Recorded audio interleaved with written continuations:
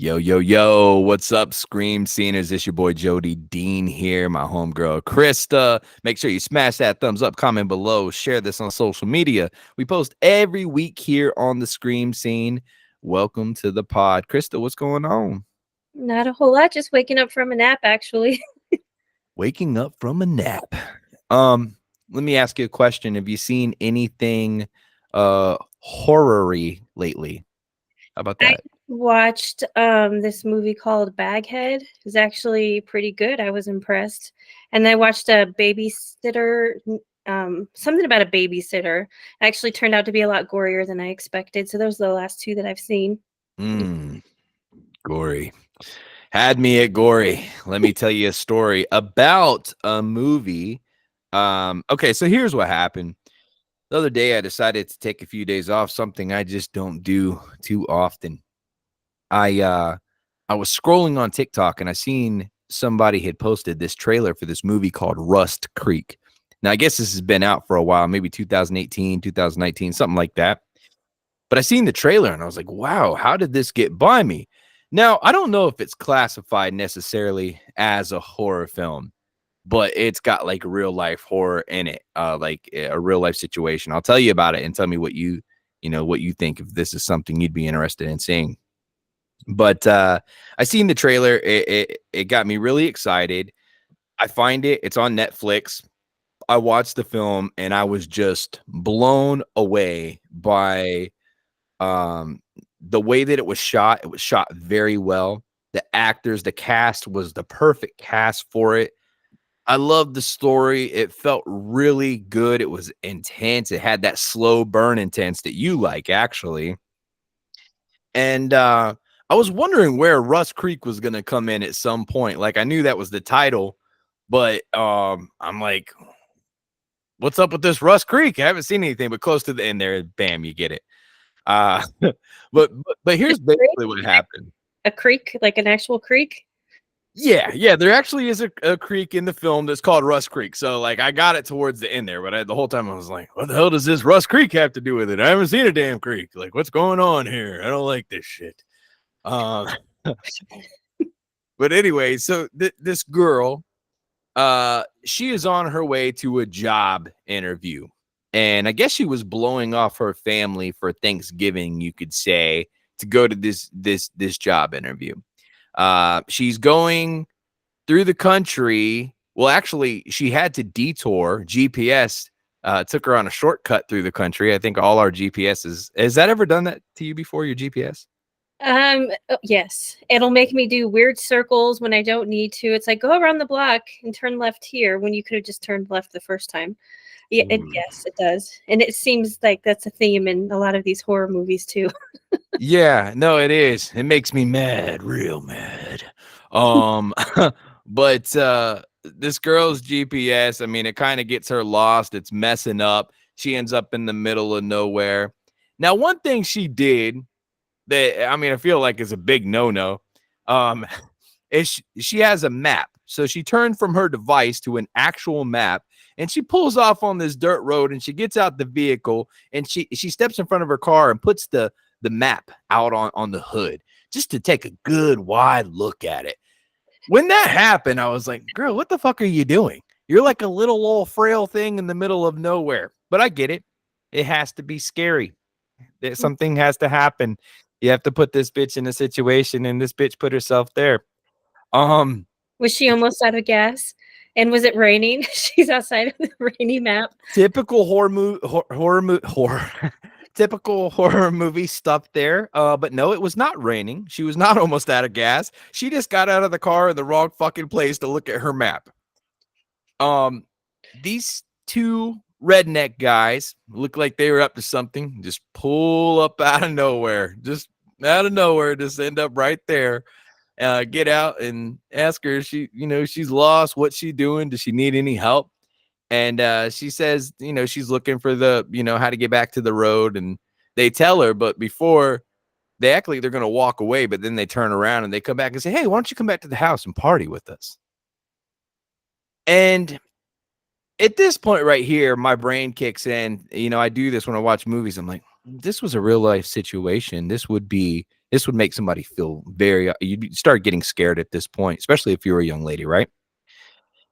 You could tell she knew something was up, and when these guys were getting a little too close and it looked like they weren't going to take no for an answer, that she didn't want to party, she just wanted to go, she just wanted to leave. He wouldn't let her get in her car. He was kind of like blocking the door all of a sudden. Um, she fucking beat his ass. Like I forget, she was after pow, pow, pow, down, hit him with the kick and a little hit. Pow, pow, pow, pow, pow. It happened so damn quick. I was like, damn, girl, what the hell? Where'd you pull that thing out of there? Hey, where are you keeping it in the bag? Not all of us ladies are helpless. We can take care of ourselves. I know. It's not that I think that, but like I definitely wouldn't have called that from this chick. I wasn't getting kick me ass vibes. You said she was really tiny. So. Yeah, I mean, she looked a little frail. She didn't have no meat on the bones, but anyway, so but it doesn't happen so easy. So she kicks a little butt, but she's on the ground, and one of the guys, he grabs her from behind. She reaches down and grabs his knife out of his thing and just jabs him with it real quick. But somehow the knife gets in his hands and he stabs her. So she gets away from these guys. She runs off into the wild now, leaving her car there with these guys. And, you know, they're just kind of thinking to themselves, like, she's bleeding out. How far is she going to get? You know, a wild animal could get her, right? She's leaving a trail of blood. She's getting weak, and she's ends up staying the night in these woods by herself, just bleeding out, you know, just trying to stay up close to rocks and stuff. Really scary situation. And one of the coolest things about it, the bitch made a wrong turn. She did. Like, yeah, writing purposes, you know, she has to make a wrong turn.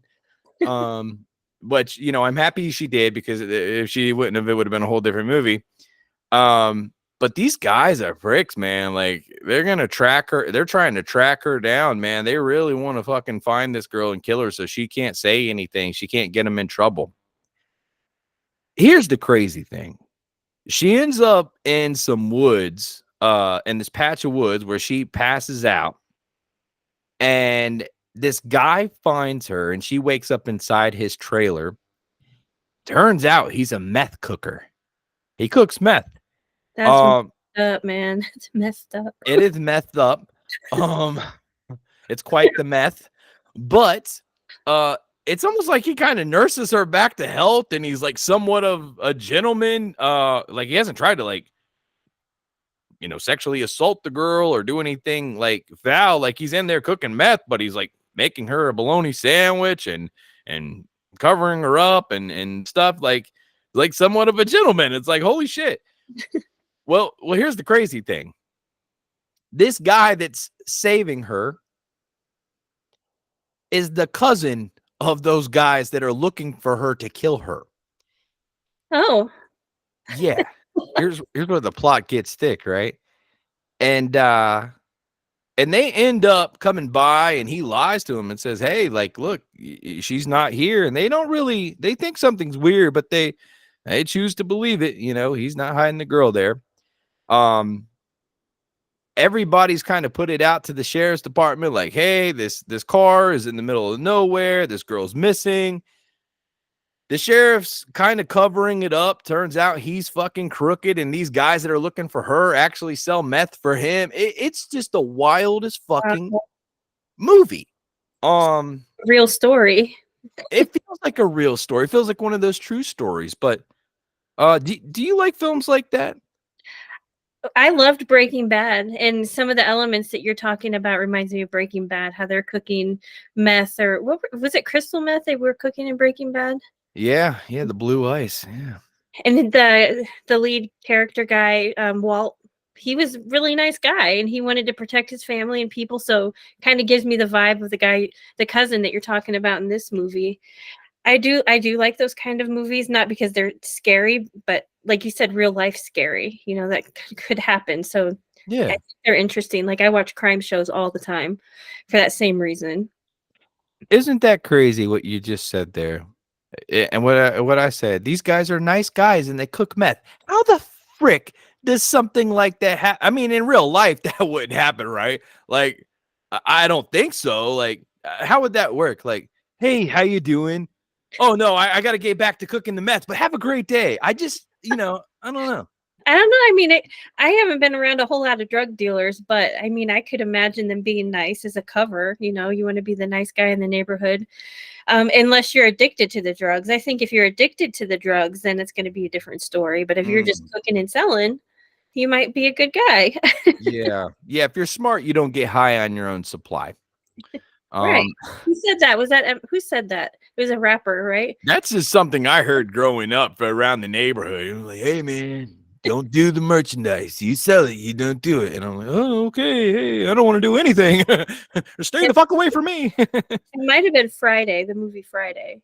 Don't get high on your own supply. Yeah. Hey, look, that sounds like a damn good rule. Cook the meth. Don't sell. No, don't do anything. Look, hey, listen, we're not advising people to do anything here. We're talking about a freaking movie. Don't go start selling meth now. I'm not saying that. Good No. Lord. The Breaking Bad guy, he didn't do it. He just cooked it. So, Yeah. Yeah. There you go. Yeah. I mean, hey, he was in the situation where, he had cancer. He had to figure some shit out, man. It's expensive. Healthcare is expensive. right. But you The know, the cousin in the movie, was he doing the drugs too? so he was not doing the drugs, but he had that look of somebody that's probably breathed in some fumes that he probably shouldn't have cooking. Yeah, he had that fumey look to him. He looked like he had been sitting in a place just breathing some shit in. He just, I don't know. He looked like the kind of guy that would just, ugh. Okay. You don't want to buy a sandwich off of him in a parking lot. No, you definitely do not buy a sandwich off this guy. Now, I say that, and I just went to IMDb a little bit ago, and I was looking at this cast, beautiful cast, great actors. The guy that plays the meth cooker, great actor, clean cut guy. He's not a real meth cooker in real life. He looks like a gentleman. But very impressive cast in the movie. If you guys have not seen Rust Creek, definitely see it. Krista, I know you haven't seen it, but I still wanted to talk to you about it, and hopefully you can let us know your opinion maybe on the future video. I'll definitely check it out. I'll probably play it tonight when I'm working in the background. I think you'll like it. Sounds good. I watched one similar, like I thought you were gonna actually describe a movie that I actually had seen, because I've seen so many I don't necessarily remember the names.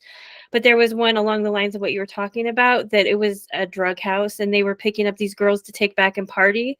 And the girls came back, and what would happen is one of the main characters would drug one of the girls and then tear her up. Like, when I say tear her up, I mean slice her open into like bits and pieces. It was like really kind of good. But there was a girl in the house too that was helping these two brothers or guys pick up the women to bring back to kill.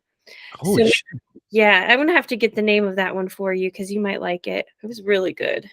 Isn't it crazy that did you hear what she just said? He brings them back and he drugs them and he slices them up. I think you might like it.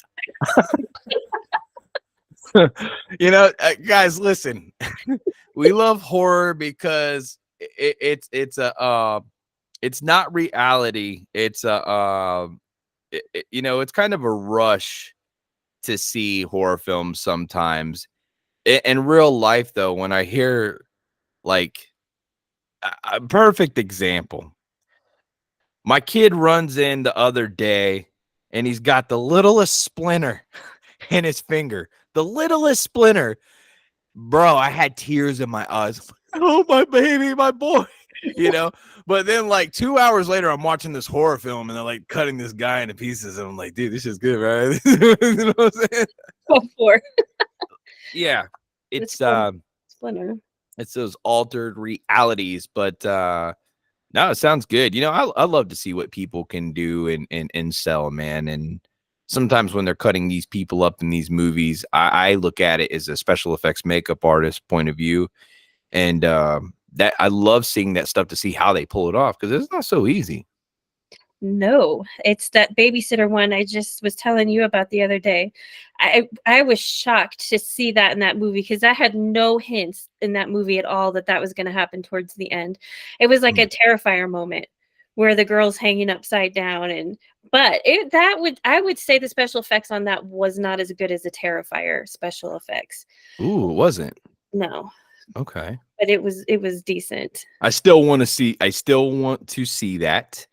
That is an epic scene, the iconic upside down sawing the girl in half scene from the first Terrifier movie.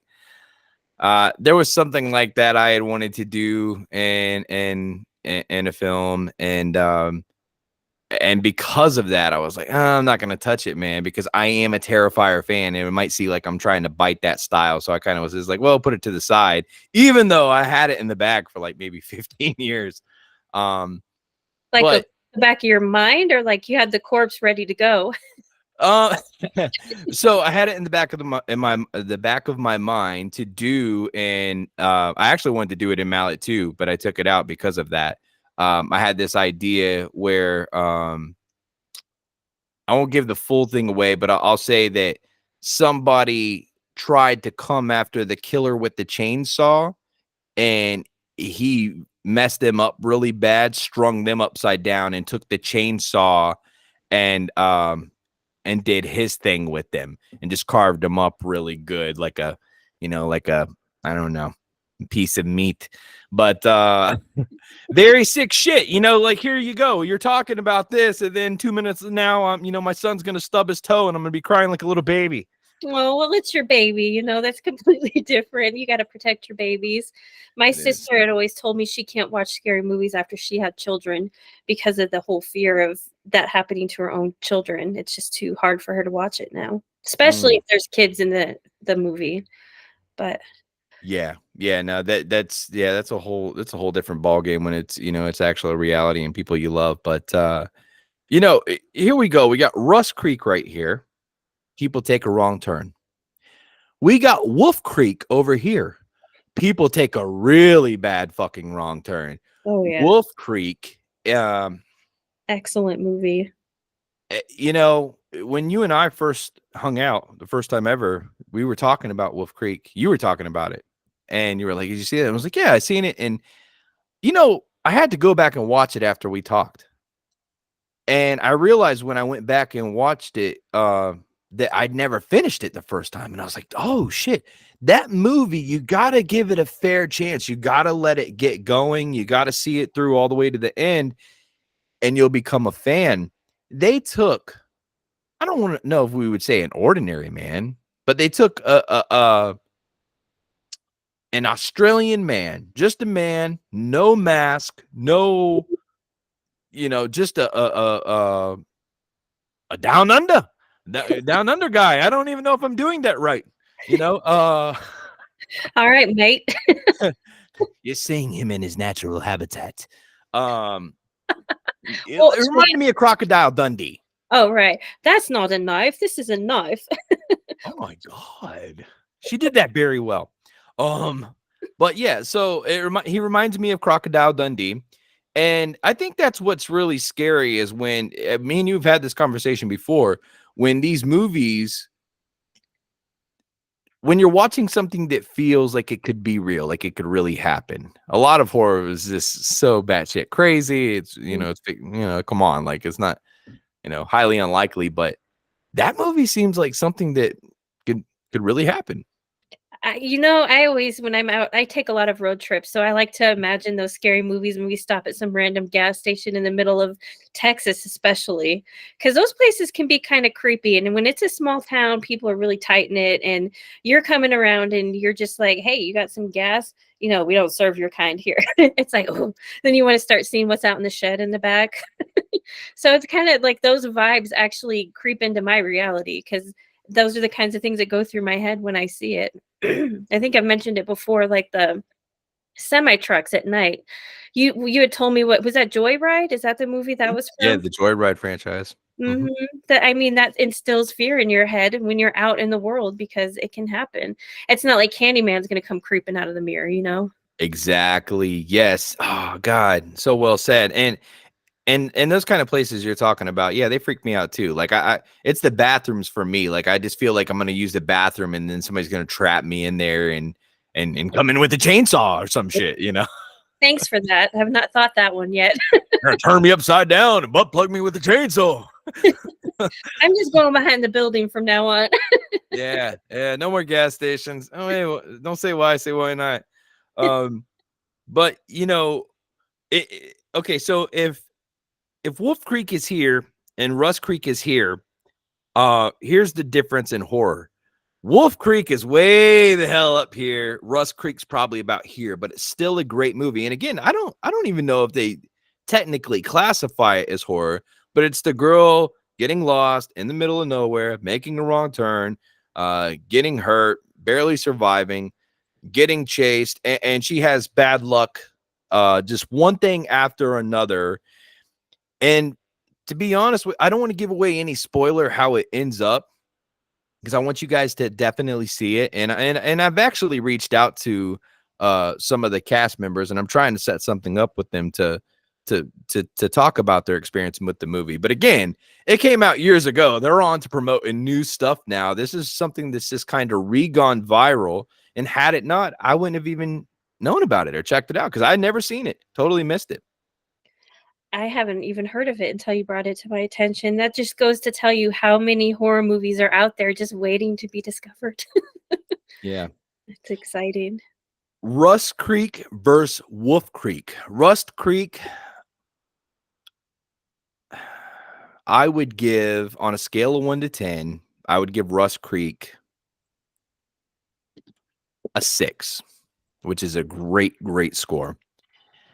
Wolf Creek on a scale of 1 to 10, I would definitely give a 10. And I'm grading that in a horror category. So again, I'm looking at both these movies like as if they were in a horror category. Wolf Creek's definitely a 10. It's got the atmosphere, it's got the right person that puts you on edge, the killer. It's got the right amount of blood and gore, great storyline, great music, great everything. It's a perfect horror film. You know, there's two, right? There's two Wolf Oh Creek. yeah, yeah. Wolf Creek. I have So, to say, Wolf Creek 2 is my favorite. I'm with you there. I liked that one better. It was a little bit more intense. They not only have Wolf Creek 1, 2, they have 3, but they also did a TV series in Australia of Wolf Creek. And I don't know if it got shut down because the guy who played Mick, he went through some legal troubles. I don't know if you know, I look deep into shit, obviously, but some Another one. woman from like 30 years ago like came out of nowhere and said that he sexually assaulted her. Mm. And so I think they halted production on the TV show. I might be wrong, but that it seems like the TV show was going, and then when that came about, that just kind of stopped. They Which he should. was found innocent, by the way.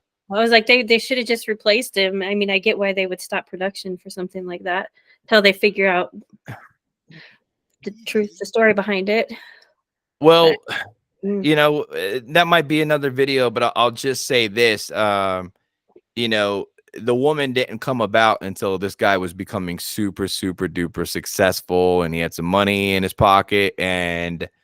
Um, and then when she got in court, if you watch some of that court stuff, it's like it's almost like one of those people that just try and make up stuff as they go along, throw shit at the wall and see if it sticks. That's what it felt like. That's what everybody said it felt like. That's what it looked like.